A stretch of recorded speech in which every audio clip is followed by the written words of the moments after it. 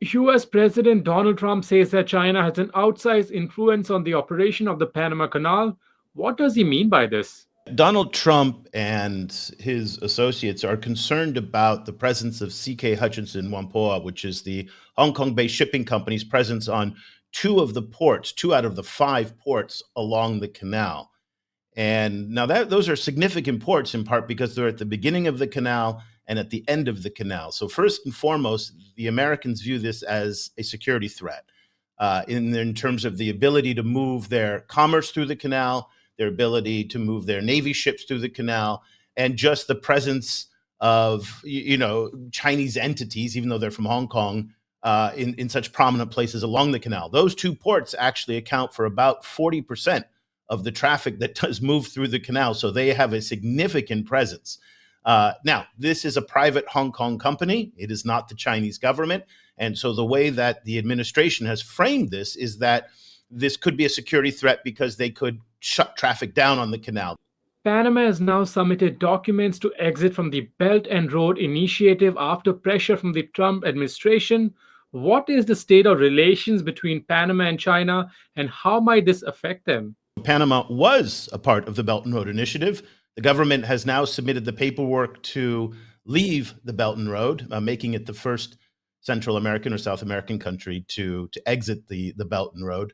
The relationship between China and Panama was getting quite close.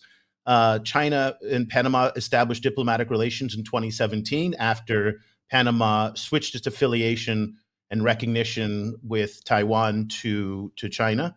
In that intervening time, the Chinese came to invest heavily in the canal, as we've talked about, but also in financial services, also in a number of different trading. I mean, Panama is a major kind of interchange in Central America in terms of financial services. It's a dollarized economy, so it's very appealing. There was quite a bit of infrastructure that's been developed between the Chinese and Panamanians on this, in this relationship. And then, from 2017, for the first 3 or 4 years, there was a very active diplomatic presence. They had an ambassador who spoke fluent Spanish and he was very outgoing. What other effects might Panama exiting the Belt and Road Initiative have?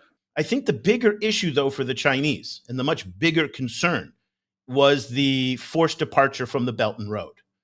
And I take a much more aggressive view on this than I think a lot of people are, that I think that the reaction that Rubio got among the MAGA base in the United States to Panama withdrawing from the BRI was huge.